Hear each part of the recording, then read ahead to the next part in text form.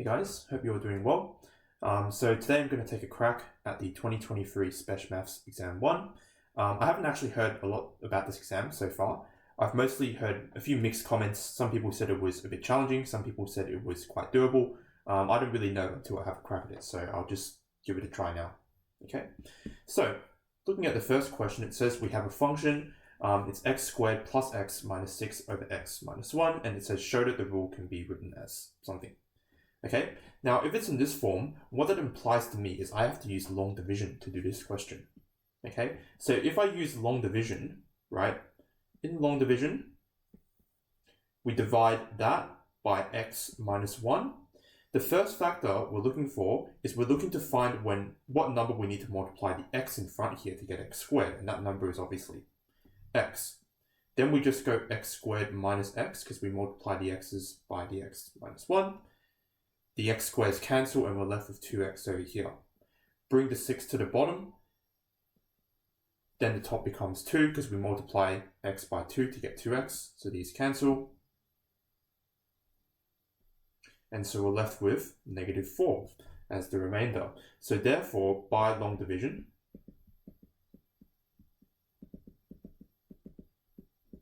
we can show that f of x is equal to x plus 2 minus 4 on x minus 1 as required. Okay, so that should be enough. That's just 1 mark anyway. Okay, now part B says sketch the graph of f on the axis below, and we want to label asymptotes with equations. So if we want to label asymptotes, this is actually the reason why we put it in this form in the first place, because we can actually read off the asymptotes directly. Now, from that particular equation, how do we actually read off the asymptotes? Now, there's one asymptote which is fairly obvious. Okay, that first asymptote is this one, x equals negative 1. Then the second asymptote is just a thing that's not in the fraction, which is y equals x plus 2. So generally, from this particular equation here, you would expect there to be 2 asymptotes. Okay, so when you actually label these graphs, the first thing you should probably do is you should draw your asymptotes. Okay, so here's your first asymptote.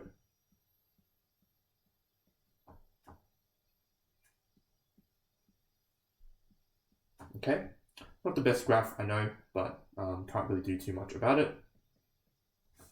But that there is your first asymptote.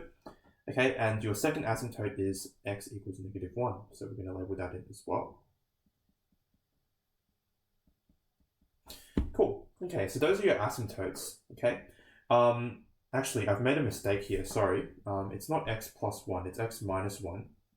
So the asymptote should be moved across. It's not actually x is negative 1. It's 1. So let me move that asymptote across, actually.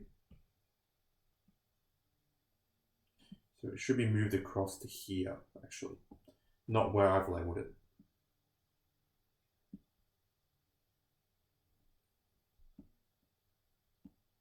Okay, so x equals 1. All right, so we have our 2 asymptotes. How do we sketch the graph? Well, typically the first thing you would try to do with these sorts of graphs is to find x-intercepts, stationary points, etc. Normally that helps you a lot with sketching these kinds of graphs and anticipating what kind of shape we expect from the graphs. Okay, so the first thing I would probably start off with is the y-intercept. So if there's a y-intercept, it probably actually helps to consider the initial form, so this form over here. So we go basically y equals, and we sub in, of course, x equals 0. So if we sub in 0, we get negative 6 over negative 1, which is 6. Okay, so there's your y-intercept, 0, 6. Okay, now I know it doesn't ask you to label the intercepts, but it's always helpful, okay, because you need some points to be able to determine where the shape or where the graph is actually going to be. Next, with the x-intercepts, okay, that's when y equals 0. For this particular form, it's much more beneficial to use this, okay, because if we solve that equation equals 0, okay, look what happens. Basically, we actually can completely ignore the denominator, so we're just left with the numerator equals 0. And in this case, the numerator factorizes quite nicely to x minus 3 and x minus 2. And so we just get x equals -3, and 2. And those are your points there. Here, and here. And generally the reason why we label the asymptotes first is because we can use them as grid lines, okay, or as paths that we can follow the graph along. So basically, remember that with asymptotes, generally your graph has to approach the asymptotes as we sketch them. So based on that information, there's probably only one shape that this graph can have. It probably goes something like this on this side and then towards the asymptote down here. That's not a very good sketch.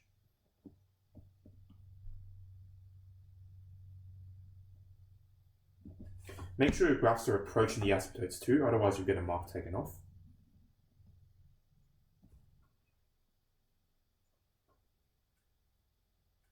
Okay, so it probably looks something like that, okay? So you've got your x-intercepts labeled, and you also have the y-intercept labeled there. Okay, that looks pretty accurate to me. Okay, so question 2. Consider the complex number b minus I to the 3. Find b given that the argument is -π/2. Okay, so when I look at this question immediately, I can probably think of two main ways of approaching the question. The first way I can imagine is I could perhaps expand this form out and then equate it to the polar form of -π/2. Or the other thing I could do is maybe put it in polar form, this form over here. Now, putting it in polar form would probably be quite inefficient because you have a b there. The b is probably going to make things a little more problematic.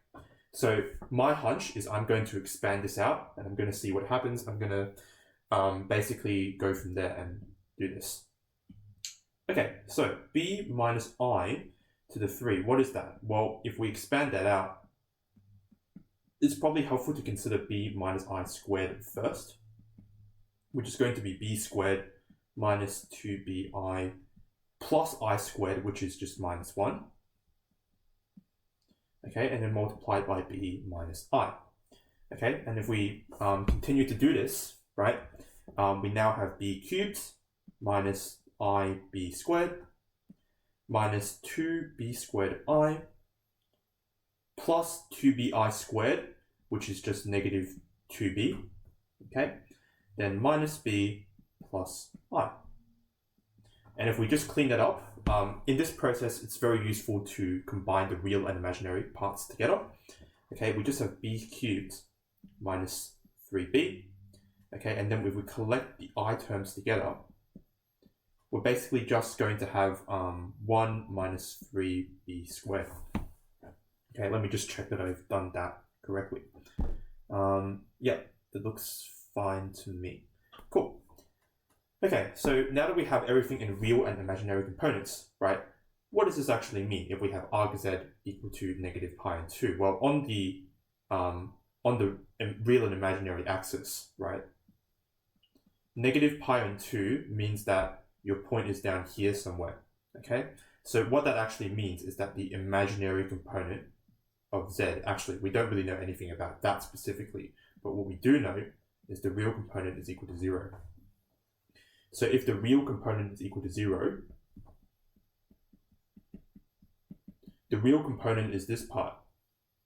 So we have to go b cubed minus 3b equals 0. B times b squared minus 3 equals 0. And if you look at the restriction over here, b is r plus, which means it's a positive number. So therefore, if we solve this, we only get one solution. We get root 3. Okay, and I would probably reference this restriction over here. Okay, so actually what I would write is reject b equals 0 and negative root 3 as b is a positive real. So that's your only solution there, root 3. Okay, cool, not too bad there. Question 3, a particle moves along a straight line. So we have velocity in terms of x over here, and we want to find the acceleration of the particle when x equals 2. Okay, now this is a fairly standard problem. If we want to find acceleration, acceleration is v times dv dx. Now we have v already, v is given by this rule, but if we want to find the acceleration fully, we've got to find dv dx. So that's the first thing we want to try and do over here. So to do dv dx over here, right, we've got to use the quotient rule. Okay, in the quotient rule, we diff the top part first on the top, so 3 times 2x minus 1. Then we subtract the derivative of the denominator. So it would be 3x plus 2, then derivative of the denominator, which is 2. And on the denominator, it's just the denominator squared. If we simplify this, the numerator becomes 6x minus 3 minus 6x minus 4. And if we clean that up, it's negative 7 over 2x minus 1 squared. Okay, let me just double check to see if this is all correct. Okay, looking at what I've done, don't think I have a problem with anything over here. Nice. Okay, so now that we have dv dx, therefore, acceleration is quite easy to find. Okay, we just multiply v by whatever we just found for dv dx, which is this. Okay, and so if you want to rewrite that, it's this over 2x minus 1 cubed. And so when x equals 2, the acceleration, what's that going to be equal to? It's going to be equal to negative 7 times 6 plus 2, which is 8, over 3 cubed. Okay, so negative 56 over 27 meters per second. Okay, acceleration can be negative. That's completely fine. Okay, so it's not really anything to be concerned about in that sense. Okay, part B says find the value of the velocity of the particle approaches as x becomes very large. So essentially what we're looking to do here is we're looking to let x approach infinity, and we're looking to see what happens to the velocity when that happens. Okay, now what you should notice about the velocity over here, okay, is we can actually rewrite it. Okay, we can rewrite it like this. In fact, if we do long division over here, right, what ends up happening is that we can take 3 halves out over here, and then what basically ends up happening is we get 3x minus 3 halves, and so the remainder is actually going to be 7 over 2. So velocity we can also rewrite as 3 on 2 plus 7 on 2 times 2x minus 1. That's also another way you could rewrite that. Okay. Now, basically what ends up happening is once we rewrite it in this form, you might notice that it's actually a hyperbola. Okay, because this is a hyperbola, what you might know about the graph is that as x approaches infinity, this whole expression approaches 0. Okay, so as x approaches infinity, this bit approaches 0, because if you think about it, right, this number becomes really, really large. A small number over a massive number is going to approach 0. It's not going to get 0, but it's going to approach it. And so therefore, what's the limiting value of the velocity? Velocity actually has to approach 3 halves. Okay, and that would be your answer there. That's it. Okay, cool. Question 4. So consider the relation x arc sine y squared equals pi. Use implicit differentiation, and we want to put the answer in that particular form. Okay, so with implicit differentiation, we want to differentiate both sides with respect to x. I'm going to use sine inverse here because that's a bit easier to write for me. Okay, so when we apply implicit differentiation, on the left-hand side, we've got to do the product rule. Okay, so with the product rule, we diff the first thing first, so that's x. Okay, we diff x, which is 1, and then we leave the other part alone. Then we diff the other thing, so we leave x alone, and now we diff the sine inverse term. Now, because sine inverse is in terms of y over here, whenever we diff a y term, remember that we just diff with respect to y, and then we just simply tack on a dy dx at the end. Okay, so firstly, if we want to differentiate the sine inverse y squared, right, what does that become? Well, basically what happens there is that with sine inverse, it becomes 1 over 1 minus y squared all squared. Okay, that's the derivative of the inside. And then if we want to do derivative of outside, because we've got to apply the chain rule here, right, we have to multiply by 2y. And then, as I said, remember you have to tack on a dy dx at the end. Okay, cool. The right-hand side is quite simple. If we diff a constant, it becomes 0. Okay, so all we have to do now is we have to clean it up, and we have to solve for dy dx. Okay, so if we clean this up slightly, we get this.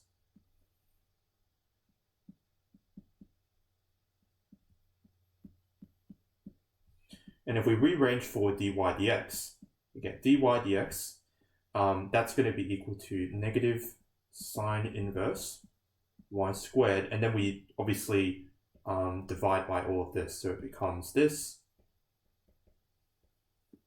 all over 2xy. Doesn't look very nice. Actually, what you can do here is you don't need to actually solve directly for dy dx here. You can, right? But notice that it just says dy dx at the point 6, 1 and root 2. I think what might be better in this case is instead of solving directly for dy dx, you might just want to sub in the points now, because I think that will save you a few silly mistakes down the track. Okay, so if we now sub in 6, 1 on root 2, right, what do we get? Well, firstly, with sine inverse y squared, that's sine inverse of a half. And what's sine inverse of a half? Well, that's going to be pi on 6. Okay, 2xy, so 2 times 6 times 1 on root 2, and then square root of 1 minus 1 on root 2 to the power of 4, dy dx equals 0. Okay, all we have to do is we have to clean up that nasty fraction expression there. Okay, what you'll notice is that actually the 2 and the root 2 actually cancel on the top very nicely, because they actually cancel to be root 2. So on the top, we have 6 root 2, and at the bottom, we have 1 minus, we can break this term up into 1 on root 2 squared, because, 1 on root 2 all squared becomes 1 on 2. So that becomes 1 on 4. Okay, quite nice there. Okay, so pi on 6 plus 6 root 2, and if we simplify the bottom, it's root 3 on 4, which we can rewrite as root 3 on 2. And if we clean this up, notice the form that we want as well. We want negative pi root a on b. So dy dx multiplied by, so if we clean that fraction up, it becomes 12 root 2 on root 3 dy dx. That equals negative pi on 6. If we do a bit of division over here, okay, we're going to have negative pi times root 3 over 6 times 12 root 2. So that's going to be 72 root 2. Let's now check if we have it in the form that we want. Okay, looking at the form, not quite, because if you look at the specifications, we need a to be a positive integer. B also needs to be a positive integer. So there's something that I'm missing. It could maybe be an arithmetic error, or it could be something that I've tried potentially a little bit too early. Okay, so I just need to make sure that it's not one of those steps over there. Okay, so if I look more carefully at what I've done in these steps over here, right, maybe what I could have done actually is instead of getting rid of the root 2 here, maybe I probably don't want to do that. Okay, maybe I'll just leave it as is. And actually what I might do instead is I will leave this as 12 and then pop the root 2 on the bottom. That could potentially help. I'm not entirely sure how helpful that is, but maybe it could help. So 12 over root 2 times root 3 on 2. Ah, yes. Okay, that's going to work because we can combine the root 2 and the root 3 to get root 6.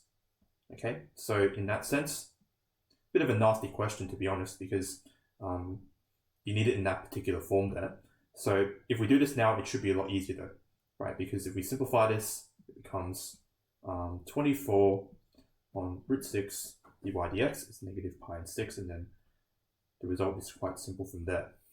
Okay, so pi, what's the form? Pi root a on b. So pi root 6 over 24 times 6, that's 144. Okay, I'm not entirely sure about that. I'm just going to double check because I'm a little bit suspicious right now. So 2xy, 2 times 6 times 1 on root 2.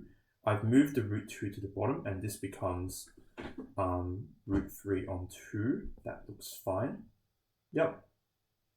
I've combined this root 2 and the root 3 to give you root 6. The 2 goes on top, becomes 24. And yeah, it looks okay.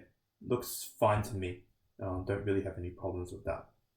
And they are all in the correct form as well. A is an integer. B is also an integer. Okay, cool. Okay, so question 5. Evaluate this particular integral. So with this integral over here, this one you want to use integration by parts. Okay, if you remember how integration by parts works, it works like this. Okay, if you have an integral of u dash v, okay, that's equal to basically uv minus uv dash, and that's that. Okay, now for definite integrals, if we have a definite integral over here, let's say we have a and b, then this term we have to integrate. Okay, that's the antiderivative, and then we keep these the same. Cool. Okay, now typically with these questions, when you identify something that's the derivative of something else, it's normally good practice to identify the function which is a bit more problematic to deal with. Okay, so typically in these situations, what I would probably try and do is I would rewrite it in the form that allows us to use the integration by parts. So maybe in this case, we don't really know what an antiderivative of the log function is. That would be quite difficult. You probably wouldn't want to call that u, for example, right? So I'm going to let this be x cubed on 3 dash log e of x dx. That one's probably the form which is the most useful. Cool. Okay, and so from there, if we apply the integration by parts formula, it is fairly straightforward.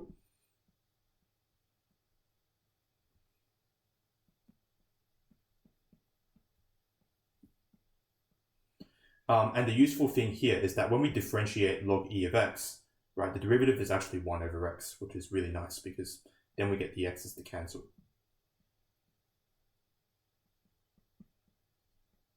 Okay, so as you can see, it does end up looking quite nice in the end, right? Cool. So firstly, if we focus on this expression, because I think this one's probably a bit easier to deal with, if we sum the numbers, we get 8 over 3 log e 2 minus 1/3 log e 1. Okay, and if we focus on the integral now, what you will notice is that the x cubed and the x cancel to give you x squared on top. If we anti-diff that, we're going to get x cubed over 9. Yep, so x cubed over 9, and then we just go from 1 to 2, as usual. Okay, and then from there, if we simplify this down, 8 on 3 log e of 2. Okay, this actually doesn't make sense because log e of 1 is basically 0. Okay, so that bit goes. And then for this last bit over here, we get 8 over 9 minus 1 over 9. And so if we just simplify this a little bit more, we get this.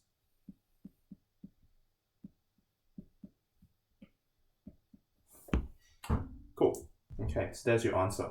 Okay, not really too hard there. Pretty basic application of integration by parts. Okay, question 6. Josie travels from home to work in the city. She drives the car to the train station, waits, then rides on the train to the city. We've got some time with, there's a lot of words here. A mean, I should probably highlight a few things. Normally distributed with a mean of 20 minutes. standard deviation of 6 minutes, and then we have waiting time as well. Okay. Wow, there's a lot of things in this question. Okay, so what do I need to find? Well, we have like 3 different things, it looks like. Okay, so what are the things? We have time taken to drive, waiting time. I probably should highlight that bit as well. And we also have time taken to ride to the city. So there's like 3 different things. Okay, so she drives, she waits, and then she rides. Right, cool. So part A says find the mean and the standard deviation of the total time it takes her to travel from home to the city. So this one's quite simple. It's just that there are a lot of words. Okay. The mean and standard deviation. Well, firstly, the mean is just xc plus xw plus xt. Okay, and we basically just split this up. This is quite nice. Just a lot of words to get through. Okay, and what's the mean for each of these? 20 minutes plus 8 plus 12, so that's 40. Okay, we want to find the mean and the standard deviation. Okay, cool, so that's the mean done. To find the standard deviation, we probably should start with the variance first.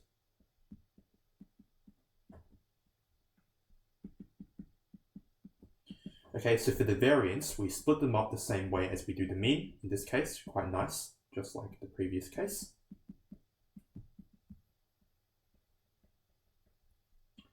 Okay, remember that for the variance, we have to square the standard deviation each time. So it's 6 squared, which is 36, plus root 3 squared, 3, plus 25. Okay, and what's that equal to? That's 39 plus 25, which is 64. And, well, that's actually pretty nice because we square root that to find the standard deviation. It's just 8. Okay, so 40 and 8 would be your answer for those. Okay, B. Her waiting time is independent. Her waiting time for the train is independent of her waiting time on any other workday. Find the probability that for 12 randomly chosen workdays, her average waiting time is between those things. Okay, and we want to find the values of A and B over there.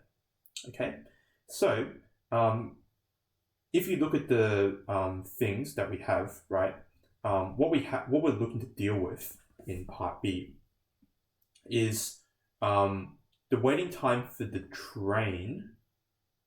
Okay, the waiting time for the train is related to everything I've highlighted in green, so I'm going to put the green thing there. The stuff in yellow and the stuff in pink I don't think is relevant to this question because it's just the waiting time. Okay, now in terms of the waiting time, what do we know? I'm going to write that down. XW is normally distributed with mean 8, standard deviation root 3. And we want to find the probability that for 12 randomly chosen workdays, her average waiting time is between those things.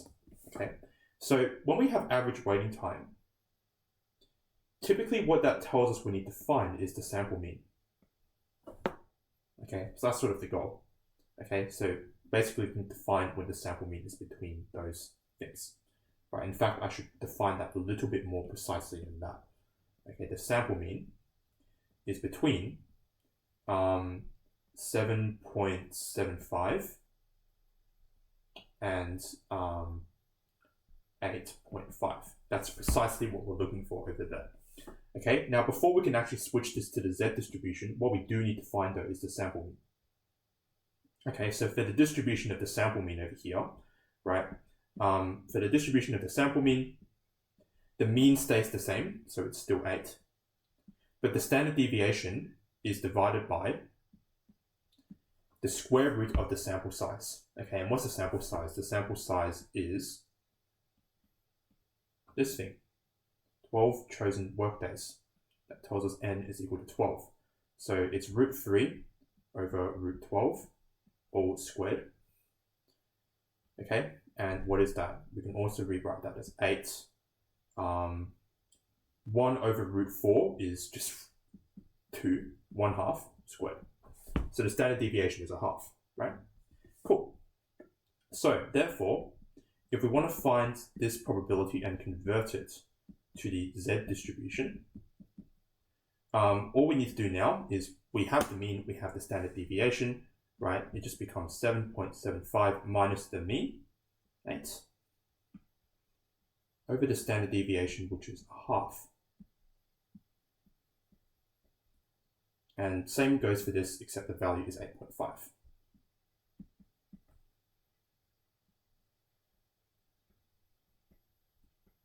Cool, so now if we simplify this down, we're going to get negative 0.25. In fact, I'm not going to write these as half because we're dealing with decimals here. I'm going to write it as 0.5.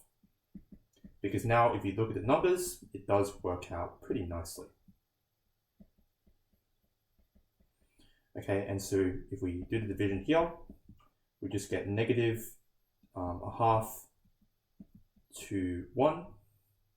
And so if you look at the question, it wants us to find the values of a and b. So therefore we say that a is negative a half, b is equal to 1. Okay, that's that. Cool. Question 7, okay, parametric equations. We're rotating it about the x-axis to form a surface of revolution, and we want to give our answer in that particular form over there.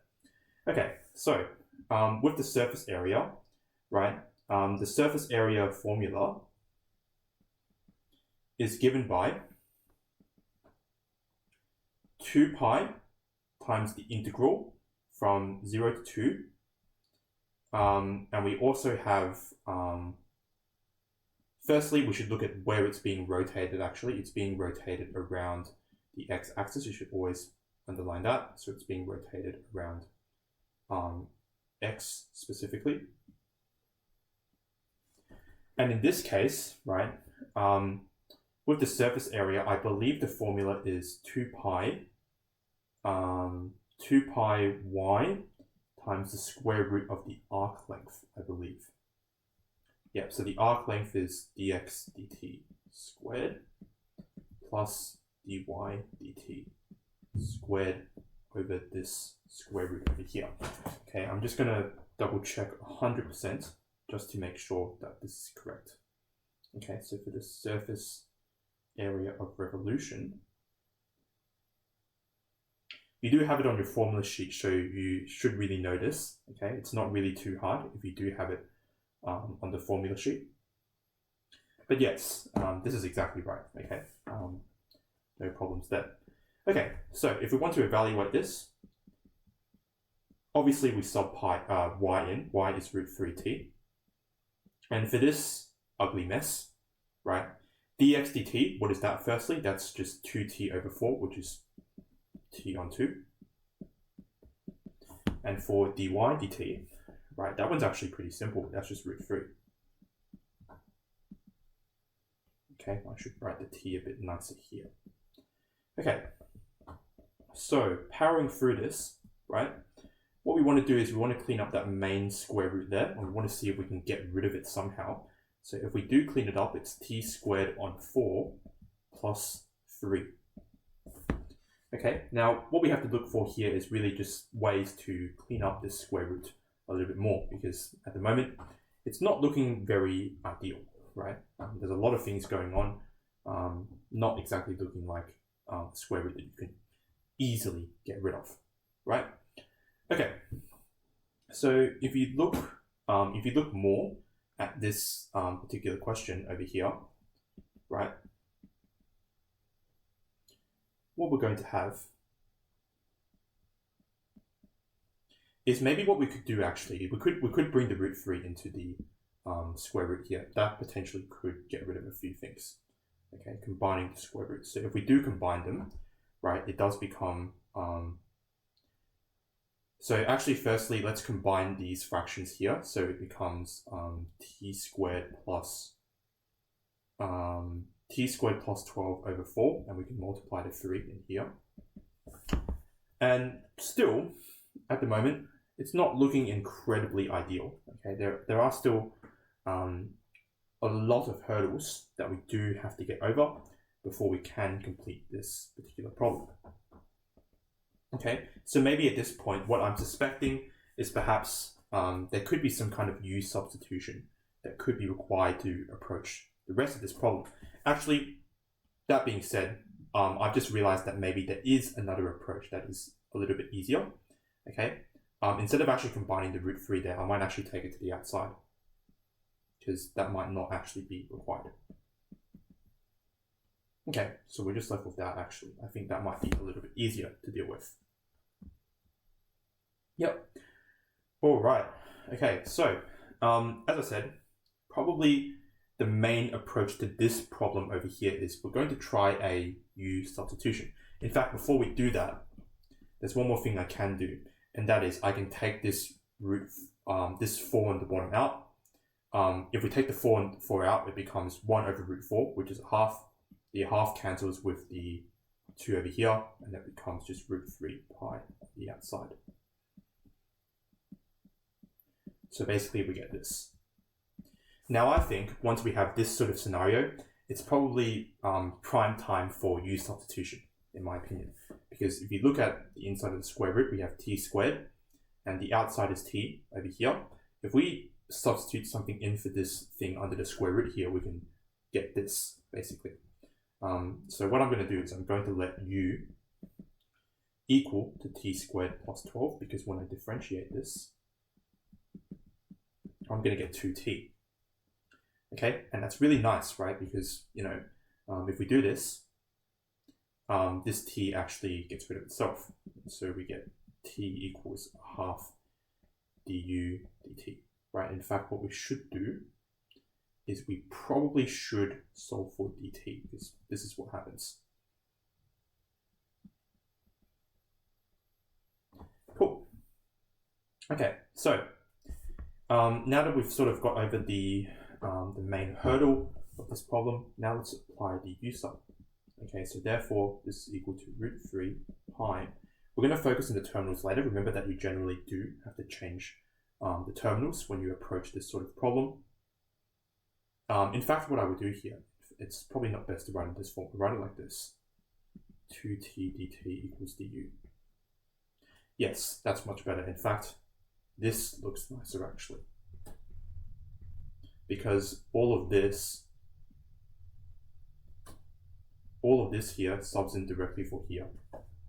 That's what happens. Okay, so if we now apply the U sub, we get root U times a half du, so it becomes like that. Ah, yes. Okay, now I can see U sub was exactly the intended approach here. Okay, now the last thing is we've got to deal with the terminals, right? So the terminals were t equals 0 and t equals 2. What does U become? Well, U becomes, with t is equal to 0, U becomes 12. When t equals 2, U becomes 16. Okay, so the top terminal is 16, the bottom terminal is 12. Okay, and we have that integral there, which is quite nice, I think. Okay, because if we evaluate this integral, we're going to get u to the 3 on 2, and typically we would multiply by 2 on 3 at the front, but there is a half. So if we multiply the half by that, we get rid of this and it becomes 1 over here. Cool, because normally if we differentiate this, you multiply the 3 on 2 by this and we get the half. Cool. Now when we finish this problem off, look at the form. The form is, we want that particular form, that a, b, c, and d are integers. Okay, so if we finish off this problem over here, we're going to have a third 16 to the 3 on 2, which is 4 cubed, 64. Then if we sub in 12, same thing. Okay, square root of 12 to the power of 3, that becomes 12 root 12. Okay, simplifying this down, 64 on 3. The root 12 actually becomes, the root 12 we can rewrite as 2 root 3. Okay, and so what ends up happening is that we are going to get 24 root 3 over 3. I'm purposely not doing any cancelling here because we want to leave it all over 3 because that will get us in the form that we want up here. Yes, okay. So what we have to do left really is we just have to try and manipulate this form a little bit. So considering we have the pi on the outside of here, we might want to multiply the root 3 into all of these terms on the inside. So if we do that, right, if we bring the root 3 into everything, we're going to get 64 root 3 over 3 minus 24 times, well, root 3 times root 3, they become 3. These cancel.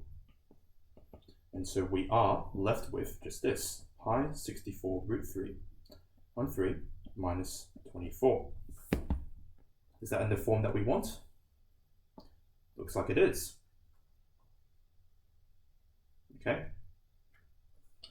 Surface area is also in units squared, so that's that. Cool. I hope I haven't made a mistake there, but there's a lot of steps to get through. It really does punish you if you did make a silly mistake. I hope not. Okay. Question 8 over here. Okay, this one's a proof by induction question.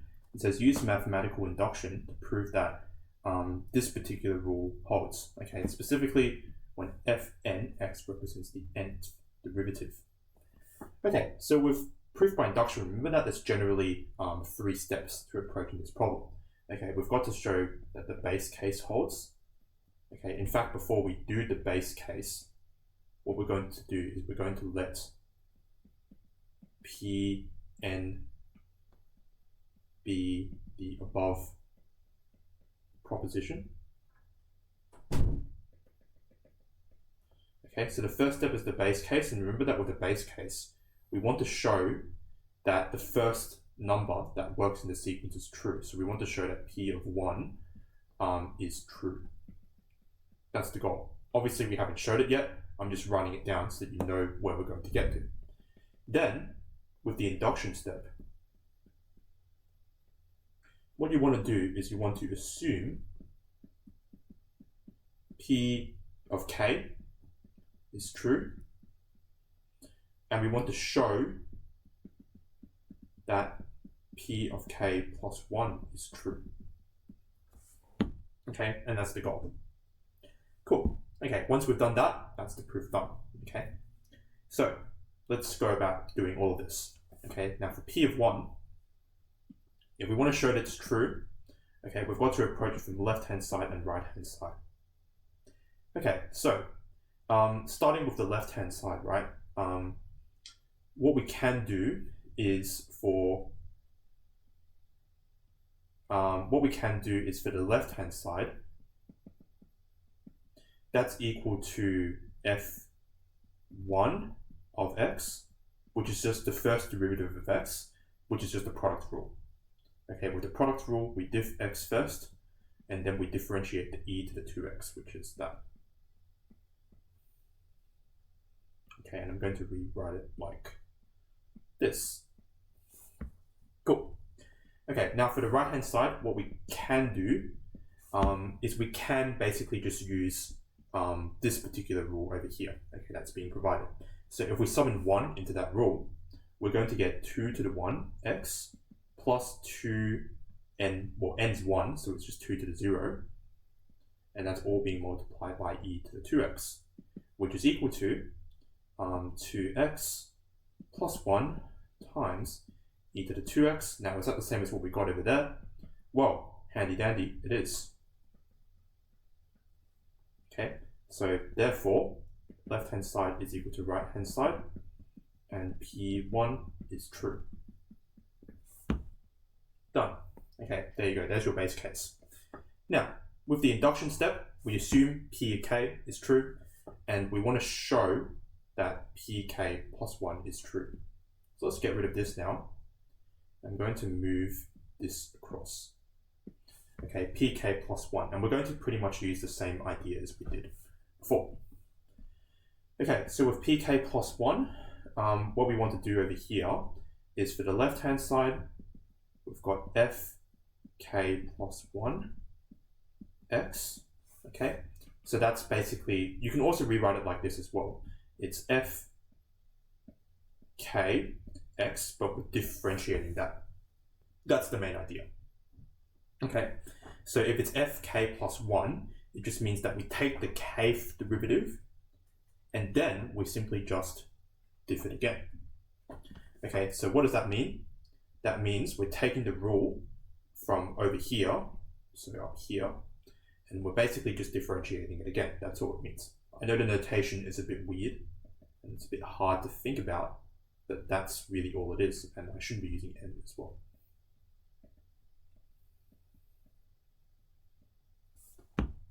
Okay, so basically what we're doing is we're taking the derivative of all of this with respect to x. Okay, and that is quite important, and I should not be replacing the x with k. Okay, so the approach to this, it looks a bit nasty, but it's actually simply just the product rule, what we did before, right? So if we want to apply the product rule, we diff this guy first, right? It looks nasty, but in fact, this is a constant, that's a constant, okay? And this over here, well, that remains just e to the 2x. If we do the next bit, which is diff this guy, okay, that one's also not really too bad as well. It's just the algebra is a bit nasty, that's all. Okay, but that's it, that's the left-hand side. Now, yes, looking at it at the moment, it doesn't look too nice. Actually, what we could do probably is we're going to take out e to the 2x from everything. I think that will help us to compare later on. Yep, okay, that would be a lot better. Exactly, perfect. Yep, and there should be a 2 out the front here as well. So this becomes, this becomes a half to the 2k. So that's actually 2k minus 1. Yeah, okay, cool. So a lot of algebra there. Let's see if the right-hand side stacks up. The left-hand side was a bit nasty. The right-hand side, actually there's a really nice trick for it, because with the right-hand side, if we just apply the formula, all we really have is we have 2k plus 1 x plus k plus 1 times 2k plus 1 minus 1, which is 2 to the k, then multiplied by 2 e to the 2x. Okay, so that's our rule at the moment, right? How can we turn it into something that looks like the left-hand side? Well, we've got to notice if there are any similarities, right? In fact, if you do actually hone in on the left-hand side a little bit more, it's probably a bit easier to work with the left-hand side a bit rather than change up the right-hand side to make it look like the left. So what I might want to do here is I might actually want to move the 2 inside everything over here. And so if we move the 2 inside, if we multiply this guy by 2, it becomes 2k plus 1x, then 2k, and then k, 2k. Yeah, and if we do a bit more simplification, what we do end up getting is this.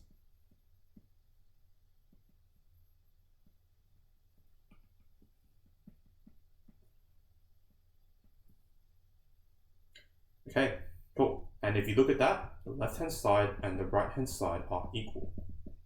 And so therefore, pk plus 1 is true. Now, when you finish the induction proof, always remember to write this step. By mathematical induction,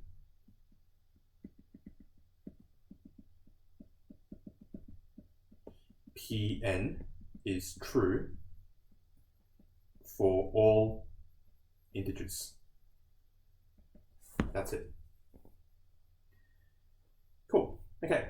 That's pretty much done. Okay, nothing really more to say there. Okay, but the algebra does look a little bit nasty. Okay, but if you have a general idea of what's going on, I don't really think this is too bad. It's just, yeah, working through the numbers, not really that nice. Okay, so question 6. A plane contains A, B, and C. A is a real constant. The plane has a y-axis intercept of 2 at the point D. Write down the coordinates of D. Okay, so generally, if you want to find the y-intercept, you probably would need the Cartesian equation first, okay? We don't have the Cartesian equation yet, but if you look at these steps over here, B and C, I feel like actually we probably should start by working through those first, because if it says find the equation of the plane in Cartesian form, it will probably help us to do A later. So we're going to skip this first. We're going to come back to it. We're going to do these first. Okay, so part B, really easy. Okay, that's just this coordinates. In fact, I should just write them as vectors.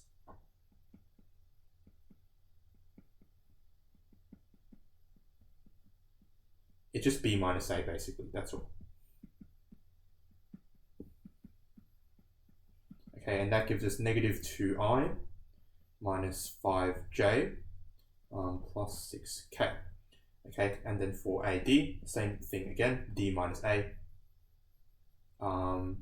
D, remember, is just the y-intercept, right, which is just 2j. Okay, so 2j minus A, same deal as before. Okay, and so we get negative I minus j plus 2k. And is that what we have? Yep, perfect. Okay.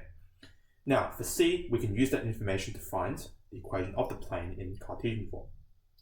Now, you might wonder, how does this actually help us find the equation of the plane? Well, AB and AD, these two guys, are direction vectors.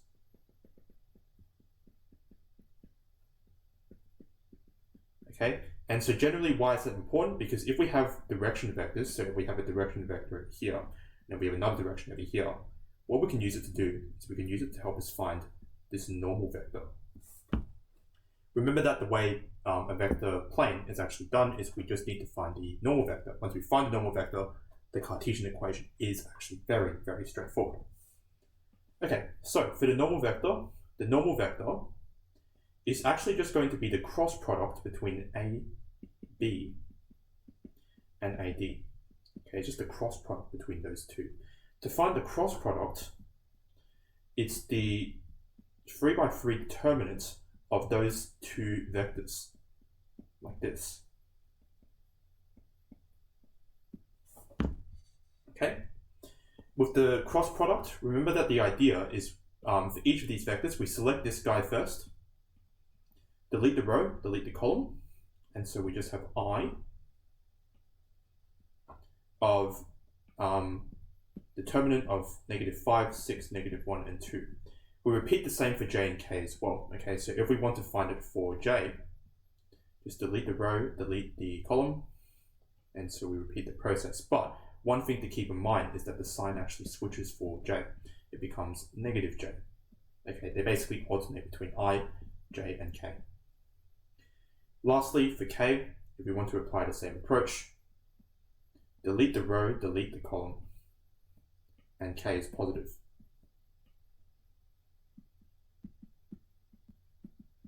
So we have these. Okay, so working through this determinant is going to be -10 minus b times c, which is +6, so -4, -4i. And for j, this over here, so this was -4, this was -4 minus -6, which is 2. Okay, so minus 2j, because it's a negative in front of the j. And for the k, this determinant is going to be 2 minus 3, which is -1, so -k. Okay, so that's your normal vector, right? Now, why is this important? It's because the Cartesian form is given by r dot n equals k. Okay, r is equal to x, y, z. So if we dot product x, y, z with this particular vector over here, it becomes 4x minus 2y minus z equals, well, it equals some value of k. And the way we can find that value of k particularly is we can actually sub in the y-intercept. The y-intercept is 2, right? If we sub in 2,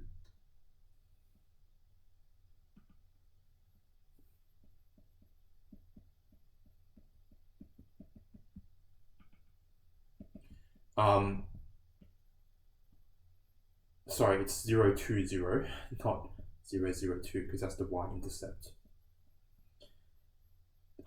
These go, okay? If we sub in 2 into there, it becomes -4, so k is -4.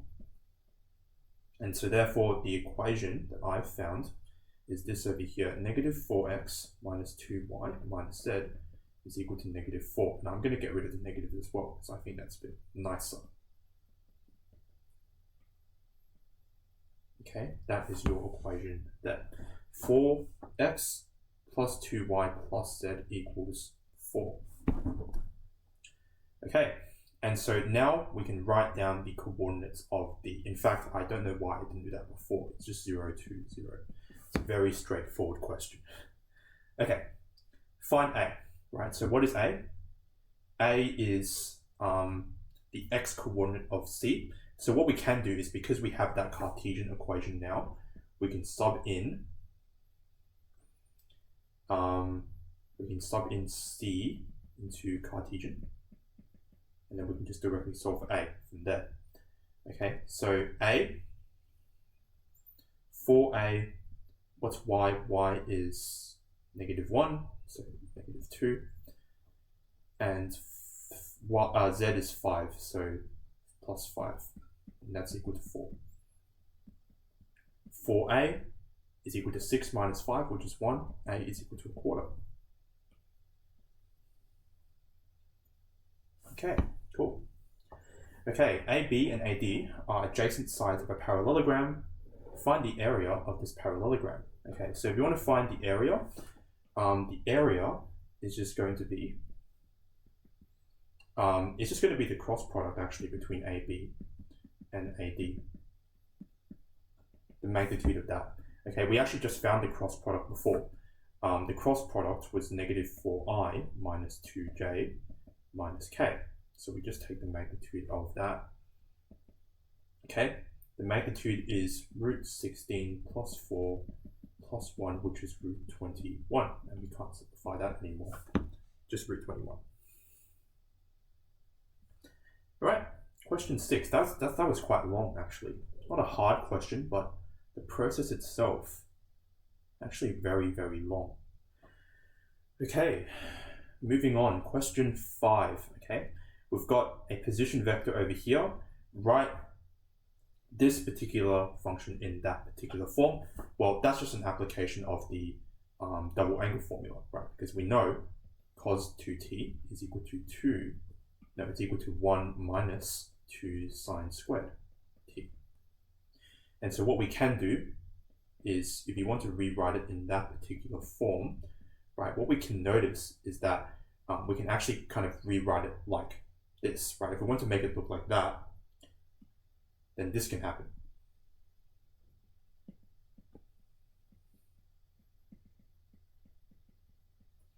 Okay, because this over here is just that multiplied by 3. So in the end, this just becomes 2 plus 3 cos 2t. Quite nice. Okay. And if you look at the form, that's exactly the form that we require. Okay, show that the Cartesian equation is given by that. Okay, I'm assuming that A is directly responsible for part B. Okay, so for the Cartesian equation, x is equal to 5 minus 6 sine squared t, and y is equal to 1 plus 6 sine t cos t. Now for this over here, I'm assuming this form is helpful. And what I do notice about y over here is that for sine t cos t, they actually combine to give you the double angle formula for sine 2t, because we know that sine 2t is equal to 2 sine t cos t. So if we simplify this, it becomes 1 plus 3 sine 2t. Now, generally, if we want to find the Cartesian equation, right, we generally want to solve for cos and sine, and then we want to use the Pythagorean identity. Okay. So when we do this, therefore, with the Cartesian, what ends up happening is that we have cos squared plus sine squared equals 1. Okay. X minus 2 all squared over 9 plus y minus 1 all squared over 9 equals 1. And so if you just multiply both sides by 9, we get this. Okay, done. Okay, the particle is at the point A when t equals 0 and point B when t equals A. If the distance traveled is 3 pi over 4, we want to find what A is. Okay, so basically we want to find essentially the arc length from 0 to 3 pi and 4. But if you look at the mark allocation, it does say that it's worth 1 mark. Okay, if we did use the arc length, so this usually implies arc length, but 1 mark I'm sort of getting here implies this is not efficient. So we want to try and think of a different approach to this question. Okay, cool. So if we think about this a bit more carefully, right, what we notice is that actually the Cartesian equation is a circle, right? In fact, it's a circle centered at 2, 1, and its radius is 3. So probably something like that. That's probably going to be your circle. That's not a very good picture. Okay, it's not a good picture anyway, but it sort of is what it is. Okay, now when t equals 0, right?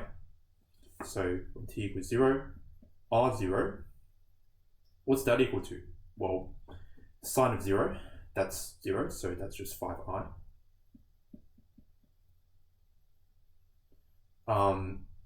And if sine is 0, then this is also just j.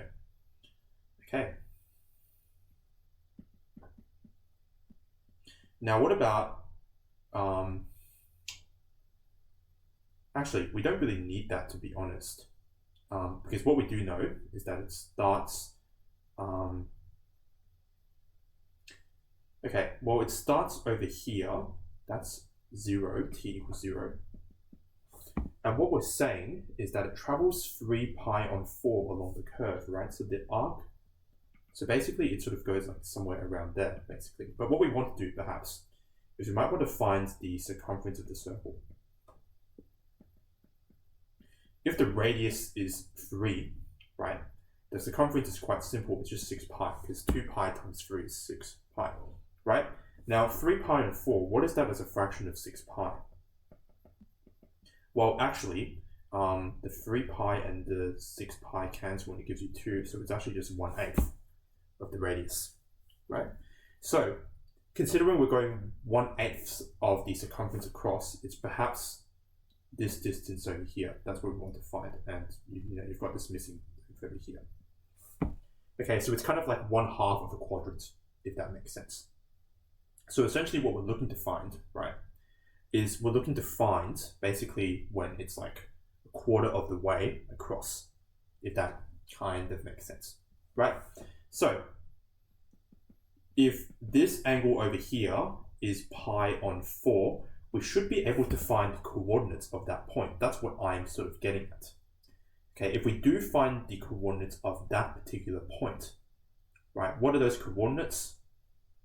Well, if that coordinate there is 5, 1, right, what I'm getting at is perhaps this particular coordinate over here could possibly be, well, normally it's root, okay, so considering the radius is 3,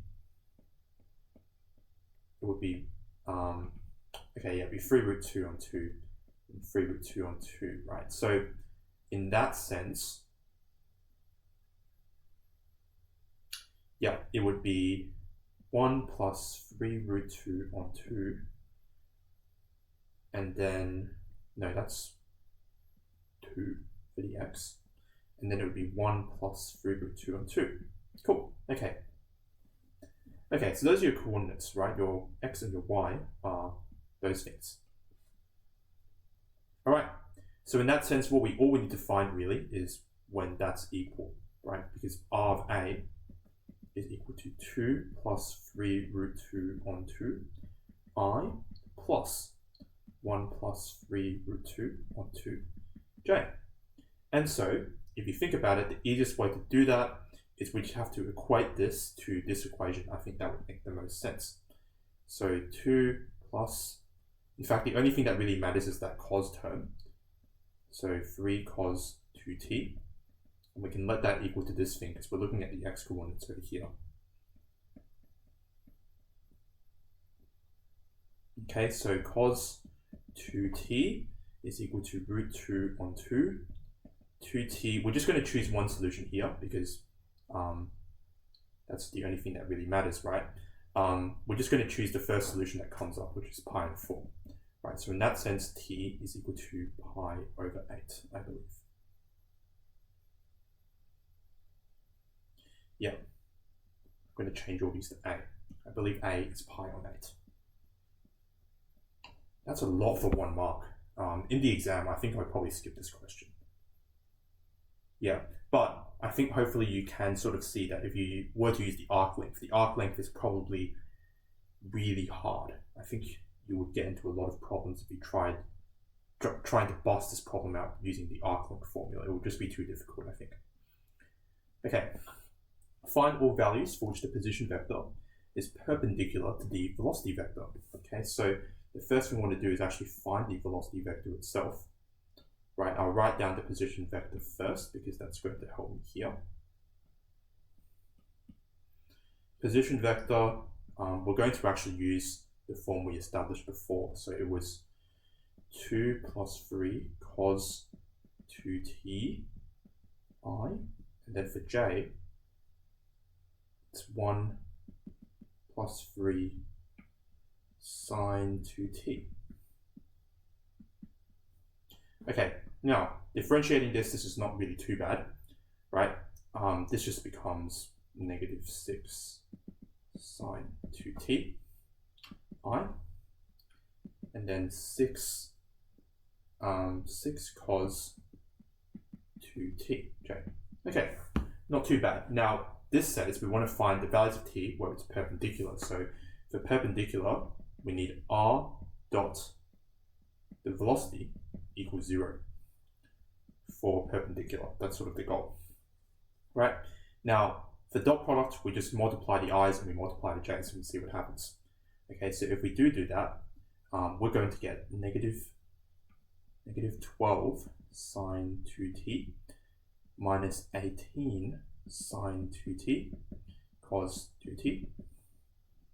And if we multiply the j terms, we get 6 cos 2t plus 18 sine 2t cos 2t, not t. Okay, these guys, they cancel, okay, because they're just 18. And so we just have negative 12 sine 2t plus 6 cos 2t equals 0. Still a lot of work to do here. 12 sine 2t equals 6 cos 2t. Divide the sine and the cos and we get tan 2t. And if we bring this 12 across over here, we have a half. So tan 2t equals a half. 2t equals tan inverse of a half plus pi k, where k is an integer. Okay, that would generally be the general solution that I can think of. But I do want to double check that there aren't any restrictions that I'm missing. Okay, in fact, yes, there is a condition over here. T is bigger than or equal to 0. So if it is bigger than or equal to 0, right, this condition is not entirely correct because, in fact, we need it to be z plus. Okay, so z plus including 0. Not entirely correct there. We need to actually include that specific restriction. And so if we now divide by 2, we get a half tan inverse pi onto plus pi k with that restriction still in mind.